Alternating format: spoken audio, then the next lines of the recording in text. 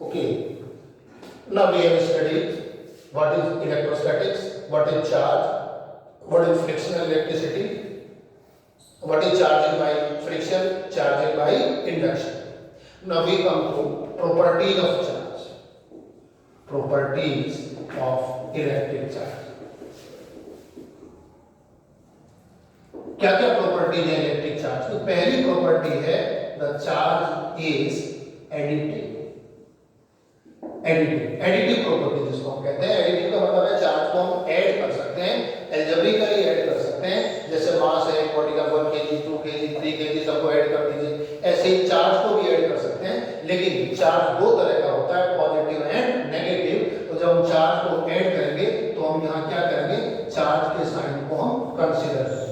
So total charge on the system or the body is the algebraic sum of the charges of the on the body anyway. Now suppose a body, let's take an example. Suppose a body has plus q1 charge and minus q1 charge, q2 charge is also given to it. The total charge will become q1 minus q2.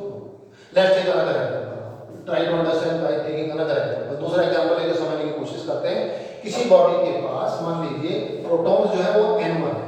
n1 is number of protons, कोई भी body हमने consider की, और n2 उसके पास number of electrons. और हम जानते हैं इसके ऊपर जो चार्ज आएगा, प्रोटॉन का जो चार्ज होता है और इलेक्ट्रॉन का चार्ज होता है, उन दोनों का मैग्नीट्यूड सेम होता है, लेकिन प्रोटॉन के ऊपर चार्ज होता है पॉजिटिव और इलेक्ट्रॉन के ऊपर चार्ज होता है negative.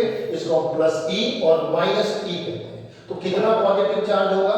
Positive charge will be n1 into e, n1 number of protons, एक प्रोटॉन के ऊपर चार्ज प्लस ई है तो टोटल चार्ज बनेगा n1। इसी तरह से नंबर ऑफ इलेक्ट्रॉन्स होते हैं n2, और कितना चार्ज होता है एक इलेक्ट्रॉन पर e, तो कितना चार्ज बनेगा, that is n2 into e।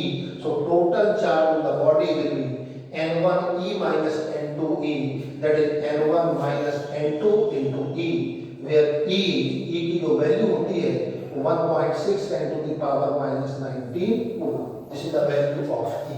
This is first property, that is total the charge is additive. Second property. Now we come to second property. Property number 2. The charge is quantized. Charge is quantized. Charge quantized है। Quantize का क्या मतलब होता है? Meaning of quantization. Quantization means discrete, a minimum value. The charge can exist in the discrete values. Just like total charge or the charge is integral multiple of basic unit of charge. Basic unit of charge on proton oblique electron, that is q is equal to n into e, where n is integer, e the charge on proton और charge on electron। अगर proton होगा तो positive होगा और अगर electron होगा तो negative होगा। यानी कि जो फंडामेंटल जो बेसिक यूनिट ऑफ चार्ज है कम से कम वो कितनी है, e है। That's why q is equal to n into e। This is called quantization of charge. अब देखिए रिसेंटली कुछ ऐसे एक्सपेरिमेंट भी हुए हैं जिनके रिजल्ट थोड़े अलग आए हैं। न्यूक्लियस के अंदर जो पार्टिकल्स होते हैं प्रोटॉन्स और न्यूट्रॉन्स, कुछ एक्सपेरिमेंट ऐसा शो करते हैं कि उनमें प्रोटॉन्स और न्यूट्रॉन्स भी छोटे-छोटे पार्टिकल्स से मिलकर बने होते हैं। उनमें कोर सेम होता है, केवल क्लाउड्स होते हैं, क्लाउड्स डिफरेंट होते हैं, और उनके ऊपर जो चार्ज होता है plus minus e/3 plus minus 2e/3, और इन पार्टिकल्स का नाम हमने क्वार्क्स रखा है। लेकिन अभी हमने इनको बेसिक यूनिट ऑफ चार्ज में कंसीडर नहीं किया है। इसका कारण ये है कि अभी तक इन पार्टिकल्स की फ्री एग्जिस्टेंस साबित नहीं कर पाए हम। Experimentally we can not show the free existence of the particles. तो अभी हमारी जो फंडामेंटल यूनिट ऑफ चार्ज है दैट इज ई, और इनको हम इनका अलग नाम हमने दिया है, इनको हम क्वार्क्स कहते हैं। So this is second property of electric charge. Come to the third and last property, charge is conservation of charge.